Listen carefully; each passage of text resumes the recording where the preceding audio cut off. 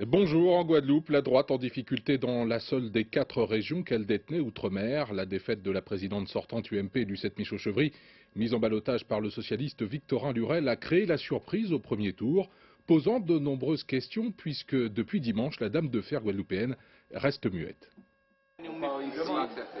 Personnelle et historique, la défaite de Lucette Michaux-Chevry. Avec 10 points de moins qu'au régional de 98, la présidente sortante n'est arrivée dimanche qu'en seconde place, 12 000 voix derrière son adversaire de gauche, Victorin Lurel. Jamais en 30 ans de présence, celle qui fut plusieurs fois maire, présidente du département puis de la région, députée, sénateur et même ministre, n'a eu à subir un tel recul. Certes, le désaveu fut amorcé le 8 décembre dernier lors du référendum sur le changement de statut.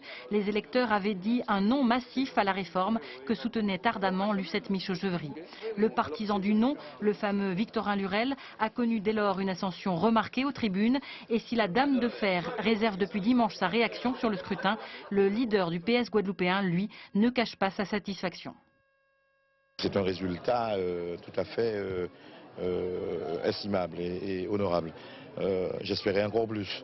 Mais enfin, il y a une bipolarisation de la campagne entre la présidente sortante et la liste La Guadeloupe pour tous et son serviteur. Le second tour n'est pas pour autant totalement joué, même si mathématiquement, avec le report des voix de l'ancien député Daniel Marsin, la gauche devrait l'emporter. Lucette Michaux-Chevry tirerait alors sa révérence à la région du haut de ses 75 ans.